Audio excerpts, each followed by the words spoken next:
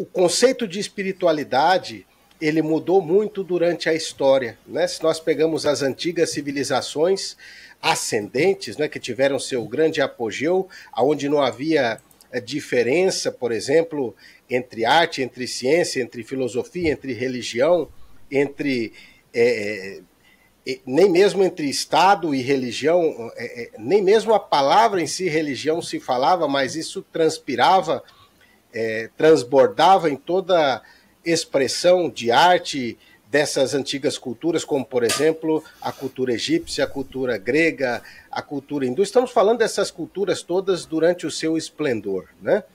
Então a gente vê que o conceito de espiritualidade era um pouco diferente do conceito que nós temos hoje em dia, já que hoje em dia, né, após o século XIX, o aparecimento do espiritismo, né, com Kardec, basicamente o conceito de espiritualidade no mundo inteiro acabou se mesclando um pouco com os conceitos dados pelo espiritismo.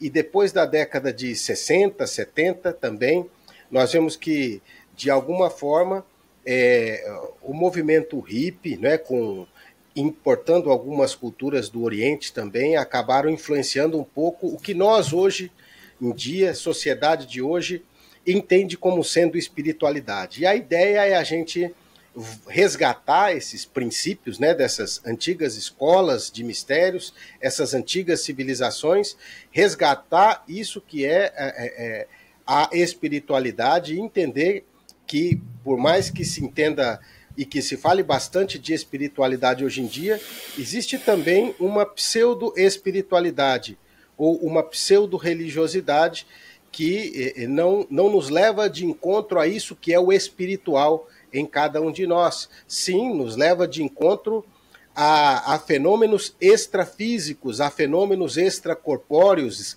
né? Nos faz, de certa forma, ter experiências onde a consciência se expande de alguma maneira, porém, que nada tem a ver, muitas vezes, com isso que se chama espiritualidade. Então, a ideia hoje que a gente gostaria é estudar o que é isso, espiritualidade, né, em si, o que é o espírito dentro de cada um de nós, o que é isso que nós, os gnósticos, baseado na doutrina universal, no conhecimento universal, presente nas grandes culturas, religiões que passaram sobre a face da Terra, o que nós entendemos como sendo o espírito. Então é bastante interessante o que a gente gostaria de estudar hoje. Bastante, muito interessante, Eduardo.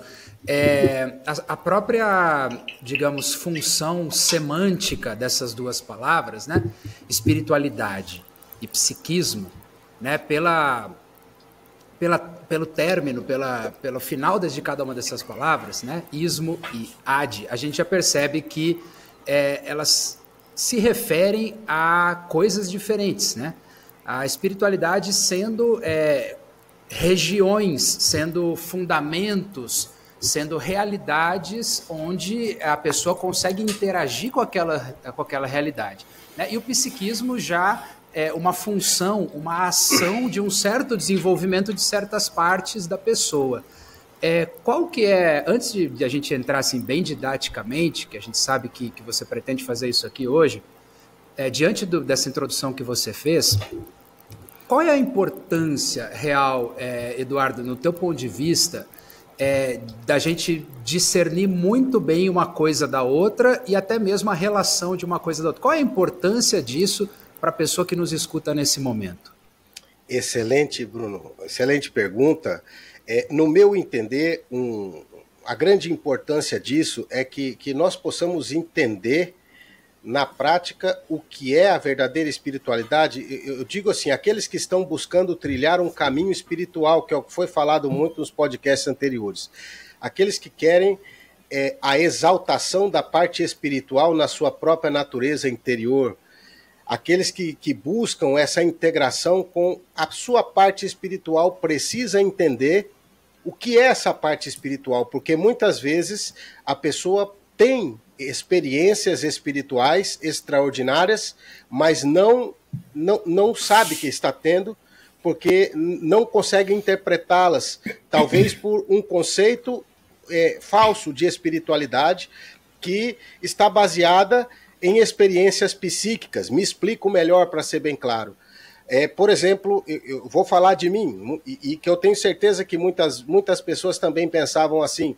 Eu, quando conheci os estudos gnósticos, claro, eu queria, eu tinha ideia, eu buscava experimentar Deus, né? Saber o que era Deus, me unir com Deus. Mas pelo sistema religioso no qual nós estamos inseridos na sociedade, não quero dizer só nessa sociedade, mas o que tem regido já há mais de 5.000 anos, digamos assim, a história da humanidade, nós temos certos dogmas, certos conceitos religiosos que nos fazem entender a experiência espiritual, a experiência divina de uma forma. Por exemplo, eu esperava sonhar, ter um sonho, né? Talvez com um ancião, com alguém vestido de branco, né? Com barbas brancas, e essa pessoa conversar comigo e dizer que ele era Deus e eu poder perguntar as coisas para ele. Mas como o tempo vai passando e graças a Deus, de verdade, tive a oportunidade nessa vida conhecer um conhecimento maravilhoso como é a gnose, que nos permite ir experimentando, né, as coisas e não somente criando mais dogmas. A gnose nos dá ferramentas para experimentar, para justamente fazer o contrário, que é desconstruir esses dogmas e ir podendo experimentar a realidade de todas as coisas que está além desse mundo psíquico, ou seja, além desse mundo material, mas também além dos pensamentos, além dos sentimentos, das emoções.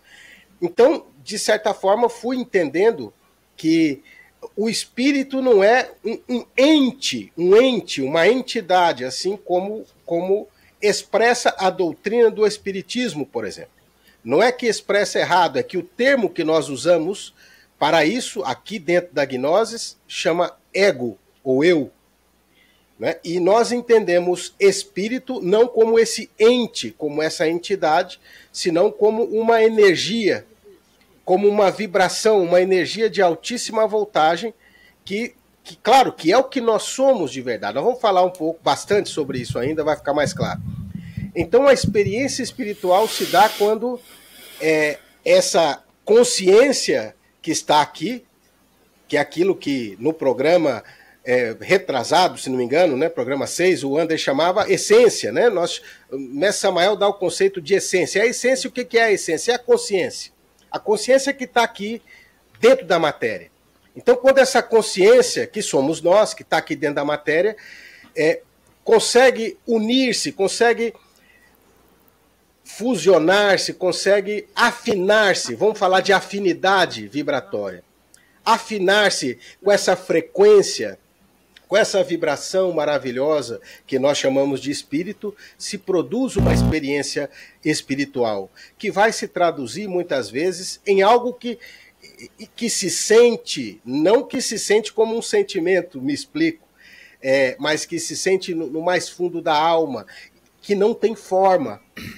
Veja, eu posso não estar vendo nada. Estado, né? Um estado. Eu não estou vendo nada, não estou sonhando com nada, não estou ouvindo nada, não estou falando com ninguém, mas o que eu sinto é indescritível com palavras, uma paz extraordinária, um amor extraordinário, essas coisas que não dá para descrever com palavras porque estão justamente além dos conceitos, além da mente, e que se traduzem como uma experiência espiritual, né?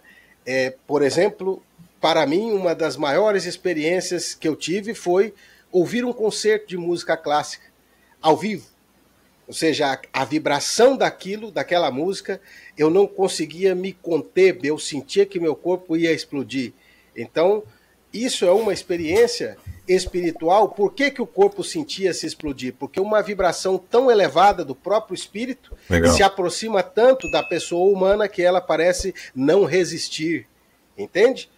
Claro, elevado por um estado de inspiração, foi essa ponte, foi essa porta que levou, ou que nos leva a uma experiência espiritual. Porque a inspiração nos permite transcender a mente, sair do mundo material. E aí nós podemos experimentar isso que é o espírito, que é o que nós somos de verdade, mas que infelizmente não está plenamente encarnado ou expressando-se nessa matéria, seja por falta de condições dessa matéria suportar essa vibração tão elevada, ou seja, porque dentro de nós existem vários elementos psicológicos que impedem a expressão disso que é a verdade, o real em cada um.